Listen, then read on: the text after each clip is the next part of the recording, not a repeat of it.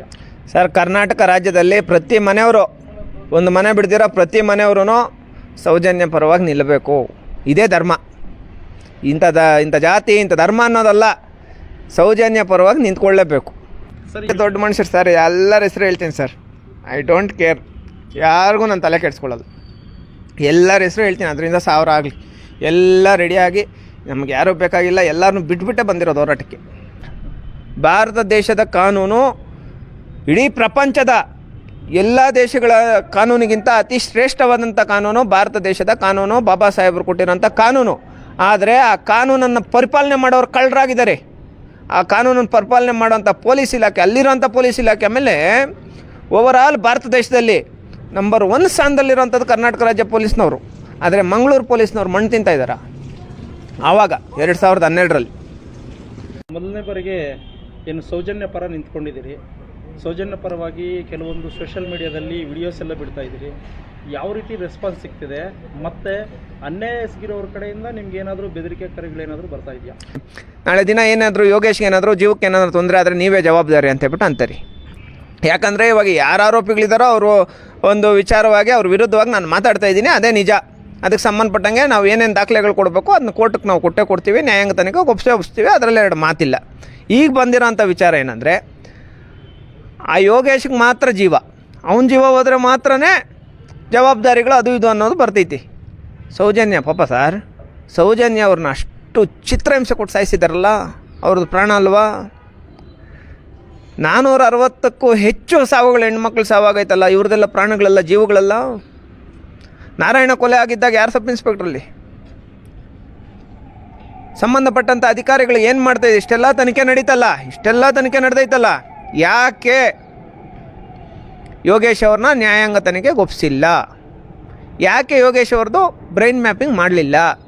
ಈ ವಿಚಾರಕ್ಕೆ ಸಂಬಂಧಪಟ್ಟಂಗೆ ಸರ್ ಹೋರಾಟ ಹಂತವಾಗಿ ನಡೆಸ್ತಾ ಇರ್ತೀವಿ. ಇನ್ನು ಕೇವಲ ಈ ವರ್ಷ ಎಂಡಿಂಗು ಅಥವಾ 2026 ಫಸ್ಟ್ ಮಂತು, ಸೆಕೆಂಡ್ ಮಂತ್ ಇಷ್ಟರಲ್ಲೇ ಸೌಜನ್ಯ ಅವ್ರ ಸಾವಿಗೆ ನ್ಯಾಯ ಸಿಗುತ್ತೆ ಸರ್. Thank you. ಕರ್ನಾಟಕದಲ್ಲಿ ಸಂದೇಶ್ ಅವರ ಕೈಗೆ ಸಿಕ್ಕ ಹೋರಾಟ ಯಶಸ್ವಿಯಾಗುತ್ತೆ, ನಿಸ್ವಾರ್ಥದಿಂದ ಕೂಡಿರುತ್ತೆ ಅಂತ ನಂಬಿಕೆ ಇದೆ.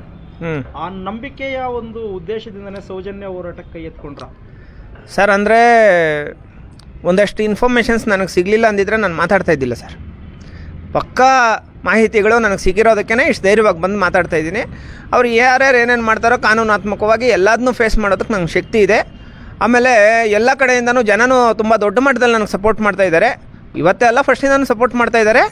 ಬಟ್ ಸೌಜನ್ಯ ಅವರ ಪ್ರಕರಣನ ನಾವು ಕೈಗೆ ತಗೊಂಡಾಗಿಂದ ಜಾತಿ, ಧರ್ಮ, ಅದು ಇದು ಎಲ್ಲ ಬಿಟ್ಬಿಟ್ಟು ಪ್ರತಿಯೊಬ್ಬ ಸಮುದಾಯದವರು ನಂಗೆ ಸಪೋರ್ಟ್ ಮಾಡ್ತಾಯಿದ್ದಾರೆ ಸರ್. ನಿಮಗೂ ಗೊತ್ತಿರಬೇಕು, ನಮ್ಮ ಹೆಣ್ಮಗಳನ್ನ ರೇಪ್ ಮಾಡಿ ಮದುವೆ ಮಾಡ್ಕೊತೀನಿ ಅಂತ ನಂಬಿಸಿ ಬಿಟ್ಟಿರೋ ಅಂಥ ವ್ಯಕ್ತಿನ ನಾವು ಕರ್ಕೊಂಬಂದು ಮದುವೆ ಮಾಡಿಸಿದ್ವಿ. ಅಲ್ಲಿ ಅವ್ರಿಗೆ ನ್ಯಾಯ ಕೊಡಿಸಿದ್ವಿ, ಅರೆಸ್ಟು ಆಗಿದ್ವಿ, ಜೈಲಿಗೆ ಹೋಗಿದ್ವಿ. ಇದಕ್ಕೆ ಮೊದಲು ನಾನು ಇಂಥದಕ್ಕೆ ಸಂಬಂಧಪಟ್ಟಂತೆ ಇಂಥ ಒಂದು ಪ್ರಕರಣಗಳಿಗೆ ಸಂಬಂಧಪಟ್ಟಂಗೆ ಹೋರಾಟ ಮಾಡಿದ್ದೀವಿ. ಬಟ್ ಈ ವಿಚಾರ ಕರ್ನಾಟಕ ರಾಜ್ಯ ಅಲ್ಲ, ಭಾರತ ದೇಶದಲ್ಲಿ ಅತಿ ದೊಡ್ಡ ಪ್ರಕರಣ ಸರ್. ಈ ವಿಚಾರವಾಗಿ ಅಂದರೆ ನ್ಯಾಯ ಸಿಗಲಿಲ್ವಲ್ಲ ಇಲ್ಲಿ ತನಕ, 100% ನ್ಯಾಯ ಕೊಡಿಸ್ತೀವಿ, ಹೋರಾಟ ಮಾಡ್ತೀವಿ ಸರ್. Thank you. ಬೇಕಾದಷ್ಟು ಸಾಕ್ಷಿಗಳಿದೆ ಸರ್. ಸಾಕ್ಷಿಗಳ ಬಗ್ಗೆ ಯಾವುದೇ ಕಾರಣಕ್ಕೂ ಯಾರ ಹತ್ರನೂ ಮಾತಾಡೋಲ್ಲ. ಆ ಸರ್ಕಾರಗಳನ್ನೇ ಬುಡಮೇಲು ಮಾಡೋ ಅಂಥ ಪ್ರಭಾವಿಗಳು ಯಾರಂದರೆ ಸಾಮಾನ್ಯ ಜನರು ಸರ್. ಅವರು ಈ ವಿಚಾರವಾಗಿ ಸಾಮಾನ್ಯ ಜನರು ಮಾಡ್ತಾ ಇರೋಂಥ ಹೋರಾಟ. ಸರ್ಕಾರ ಎಷ್ಟೇ ಪ್ರಭಾವಿ 70 ಕೋಟಿ ಲಕ್ಷ ದುಡ್ಡು ಖರ್ಚು ಮಾಡಿದ್ರು ಅಲ್ಲಿಗೆಲ್ಲ ಅಂಥದ್ದು ಸೌಜನ್ಯನೇ. ಈಗ ಸರ್, ಈಗ ನಿಮ್ಮ ಹೋರಾಟ ಯಾವ ಸ್ವರೂಪದಲ್ಲಿರುತ್ತೆ? ಶಾಂತಿಯುತವಾಗಿರುತ್ತೆ. ಅಲ್ಲ, ಯಾವಾಗ ಹಮ್ಮಿಕೊಂಡಿದ್ದೀರಾ? ಈಗ ಮಾಡ್ತಾ ಇದ್ದೀವಲ್ಲ ಸರ್. ಈಗ 6ನೇ ತಾರೀಕು ನಡೆಯೋಂಥ ಹೋರಾಟ ಮಹೇಶ್ ಅಣ್ಣ ಅವ್ರು ಏನು ಕರೆ ಕೊಟ್ಟಿದ್ದಾರೋ ಅವ್ರಿಗೆ ಸಂಬಂಧಪಟ್ಟಂಗೆ ಅವ್ರು ನಮ್ಮನ್ನು ಕರೆಸಿದ್ದಾರೆ ಅಂತ ಬಿಟ್ಟು ಹೇಳ್ತಾ ಇದ್ದಾರೆ. ನೀವು ಅವ್ರನ್ನ ಎನ್ಕ್ವೈರಿ ಮಾಡ್ಕೊಳ್ರಿ, ಓವರಾಲ್ ಮಂಗಳೂರು ಎನ್ಕ್ವೈರಿ ಮಾಡ್ಕೊಳ್ರಿ, ಅವ್ರಿಗೆ ನನಗೆ ಸಂಬಂಧನೇ ಇಲ್ಲ ಸರ್. ಬಟ್ ಅವರೊಂದು ಹೋರಾಟಕ್ಕೆ ಕರೆ ಕೊಟ್ಟಿದ್ದಾರೆ. ಆ ಹೋರಾಟದಲ್ಲಿ ಅಂದರೆ ನಾವು ಸೌಜನ್ಯ ಅವರ ಪರವಾಗಿ ನಡೀತಾರಂಥ ಹೋರಾಟ ಯಾರೇ ಕರೆ ಕೊಟ್ಟರು ಭಾಗವಹಿಸ್ತೀವಿ ಸರ್. ಇಷ್ಟು ಮುಂದಿನ ದಿನಗಳಲ್ಲಿ ನಿಮ್ಮದೇ ಇಂಟರ್ವ್ಯೂ ಚಾನಲಲ್ಲಿ ಓಪನ್ ಆಗಿ ಹೇಳ್ತೀನಿ.